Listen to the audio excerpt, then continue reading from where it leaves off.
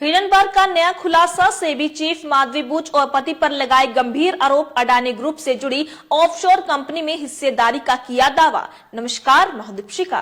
मोदी सरकार के बुरे दिन खत्म नहीं हो रहे हैं। किसी तरह संसद का मॉनसून सत्र या कहें कि बजट सत्र समय से पहले खत्म करवाया ताकि विपक्ष के सामने और ना झुकना पड़े। लेकिन रिसर्च फर्म हिडनबर्ग की नई रिपोर्ट से हुए खुलासों के बाद फिर से नरेंद्र मोदी की सरकार पर मुसीबत के बादल छा गए हैं। इस बार तो खतरा सीधे मोदी की कुर्सी पर आ गया है। मोदी जी से अब इस्तीफे की मांग की जा रही है। दरअसल इस बार हिडनबर्ग ने खुलासा किया कि सेबी की चीफ पर्सन माधवी पुरी बुच ने अडानी की ऑफशोर कंपनियों में निवेश किया हुआ है, यानी जिसे जांच का जिम्मा दिया गया था वही अडानी की ऑफशोर कंपनी में निवेश किए हुए है, यानी इन्वेस्टर है। आपको बता दें कि सेबी पर ही ये जिम्मेदारी थी कि वो वित्तीय अनियमितताओं की जांच करे। हिडनबर्ग की रिपोर्ट जो पिछले साल आई थी 2023 में, ठीक 1.5 साल पहले 24 जनवरी 2023 को उस रिपोर्ट में जो जांच कमेटी बनी सेबी की, जो जांच थी उसको यही जांच कर रही थी। माधवी पुरी बुच अनियमितताओं की जांच करे, लेकिन अब उसकी मुखिया माधवी जी उन्हीं पर उंगलियां उठेगी तो निष्पक्ष जांच कैसे संभव है? आप भी जरा सोचिए। हालांकि सेबी चेयरपर्सन माधवी पुरी बुच और उनके पति धवल बुच ने एक बयान जारी कर इन आरोपों का खंडन किया है और कहा कि इन आरोपों में कोई सच्चाई नहीं है। हमारी जिंदगी और वित्तीय लेन देन दोनों खुली किताब है, लेकिन सवाल यह है कि इस खुली किताब के बावजूद हिडनबर्ग ने उन पर आरोप क्यों लगाया? वैसे राहुल गांधी भी कई महीनों से अडानी और मोदी के संबंधों पर सवाल पूछ रहे हैं और उनका एक पुराना सवाल फिर से चर्चा में आ गया कि आखिर ये 20,000 करोड़ कहां से आए अडानी की कंपनी में। आइए जरा राहुल गांधी का वो पुराना वीडियो दोबारा से सुनिए। सिंपल थिंग, ये जो 20,000 करोड़ रुपए अडानी जी की शेल कंपनीज में हैं, ये किसके हैं? ये बेनामी है, किसके हैं? तो ये 20,000 करोड़ रुपए किसके हैं, पूछ रहे हैं राहुल गांधी। राहुल गांधी के इसी सवाल को अब दूसरे तरीके से हिडनबर्ग ने पेश किया है, लेकिन मोदी सरकार अब भी शायद जवाब देने के हालात में नहीं है।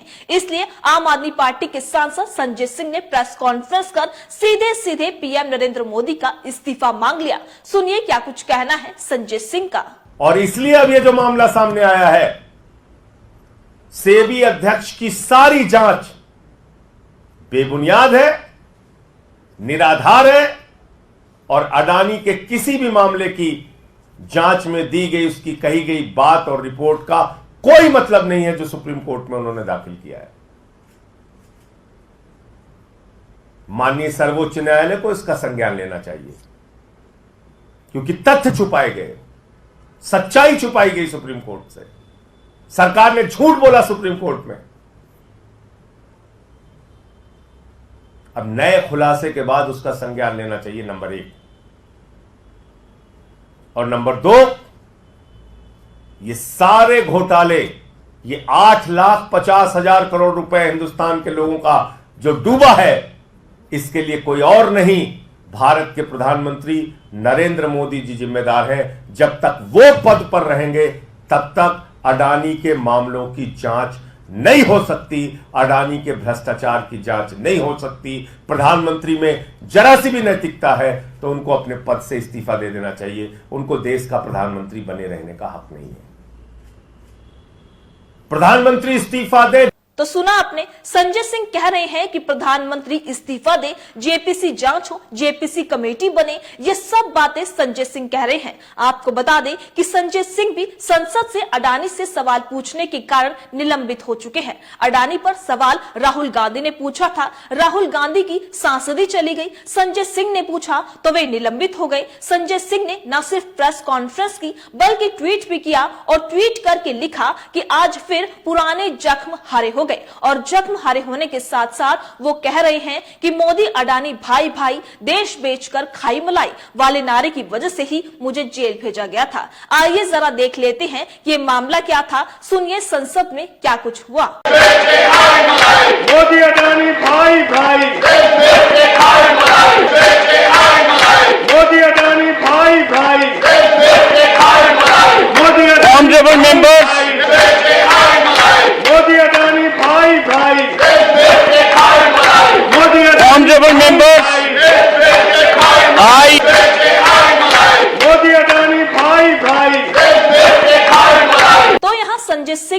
शेयर कर कहा कि मैं सच था, हिडनबर्ग की रिपोर्ट में खुलासा हो चुका है, अडानी के घोटाले की जांच जानबूझकर दबाई गई, सुप्रीम कोर्ट से झूठ बोला गया। ये सारी बातें संजय सिंह ने बोली। वहीं दूसरी तरफ कांग्रेस नेता सुप्रिया शिनेत ने भी इस मसले पर प्रेस कॉन्फ्रेंस कर कुछ जरूरी बिंदुओं को ध्यान दिलाया और आप भी सुनिए क्या कुछ कहना है सुप्रिया शिनेत का। पूरे खुलासे ने सेबी चीफ, इस देश की सरकार और इस देश के प्रधानमंत्री नरेंद्र मोदी की इंटेग्रिटी को तार तार करके रख दिया है।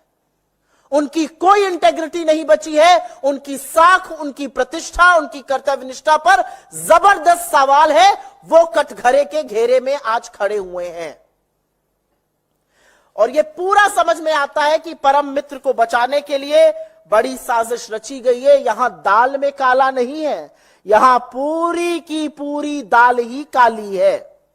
और इससे पहले कि बीजेपी, और वो कर रही है, नाम अडानी का आ रहा है, नाम सेबी का आ रहा है, नाम माधवी बुच का आ रहा है, नाम ब्लैकस्टोन का आ रहा है।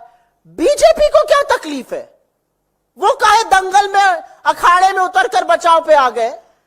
ये कौन सा तिनका है? क्योंकि दाढ़ी में तिनका तो है और उसका खुलासा अभी हम करेंगे।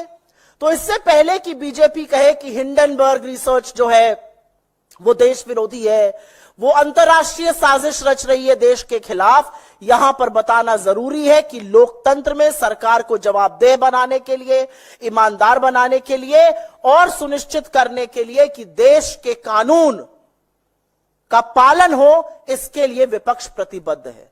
पिछले 10 सालों में इस देश के कानून अप्रत्याशित तरीके से देश के दलितों पर, आदिवासियों पर, पिछड़ों पर, माइनॉरिटीज पर, ऑपोजिशन पर लगे हैं, लेकिन धन्ना सेठों पर, रसूख वाले लोगों पर, सत्ताधीशों पर इन कानून का कोई इंपैक्ट नहीं है, कोई इफेक्ट नहीं है।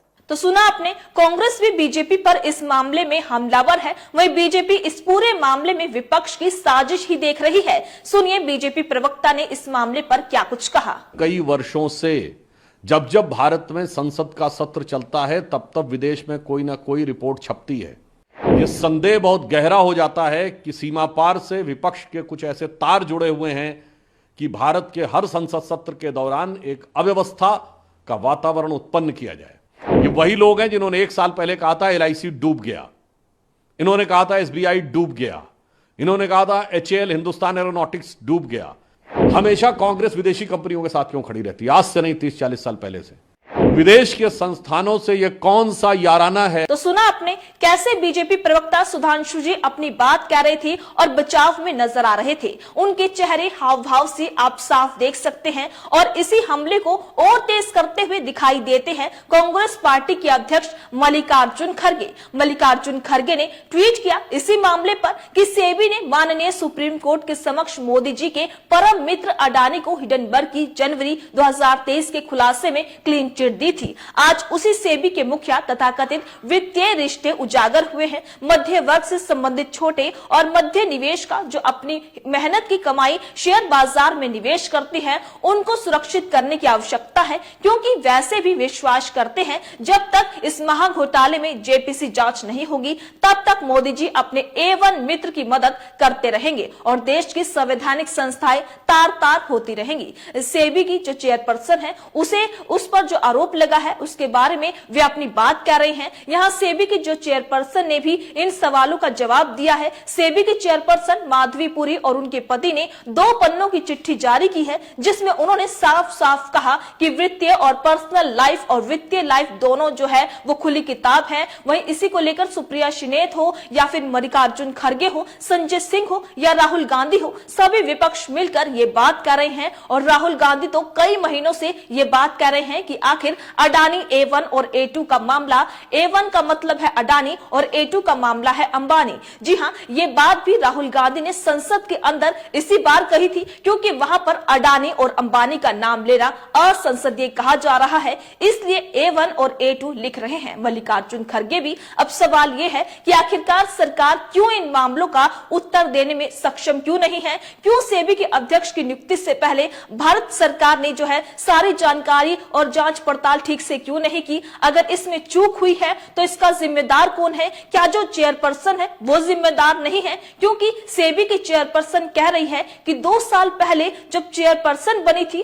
उसके 2 साल पहले उन्होंने इन्वेस्ट किया था। अगर 2 साल पहले उन्होंने इन्वेस्ट किया था तो आप जब चेयरपर्सन बनी तो आपने कहां बताया कि आपने अडानी की कंपनी ऑफिसर कंपनी में इन्वेस्ट किया था? एक नहीं बल्कि $9 लाख इन्वेस्ट किए हैं। अभी तो इतने आए हैं, अभी और ज्यादा आएंगे। 20 करोड़ का ये पूरा मामला है। तो आपको बता दें कि इस मामले में अडानी ग्रुप ने अपने ऊपर लगाए गए सारों आरोपों को जो है खारिज किया है। जाहिर सी बात है कि वो ऐसा करेंगे क्योंकि कोई भी आरोप इस तरह स्वीकार नहीं करता है। लेकिन अब यहाँ सबसे बड़ी जिम्मेदारी सरकार की बनती है कि वे इस मामले में गंभीर खुलासों के बाद जांच शुरू करवाएगी या साजिशों का रोना रोकर ध्यान भटकाने की कोशिश करेगी। वही बीजेपी कह रही है कि विपक्ष साजिश रच रहा है विदेश से और आप देश में एक नहीं बल्कि तीसरी बार काबिज हो चुके हैं सत्ता पर, और विपक्ष की इतनी हिम्मत कि वो विदेश से आपके ऊपर साजिश करवा रहा है। क्या इस बार बीजेपी का साजिश वाला एंगल काम करेगा या मोदी को इस्तीफा देना पड़ेगा? ये तमाम सवाल है। इन सब सवालों को लेकर आपको क्या लगता है, आपकी क्या राय है, कमेंट बॉक्स में लिखकर हमें जरूर बताइएगा। इसी तरीके से देश और दुनिया से जुड़ी हर छोटी से बड़ी अपडेट के लिए FBN यानी फ्रंटलाइन ब्रेकिंग न्यूज के साथ बने रहिएगा। धन्यवाद।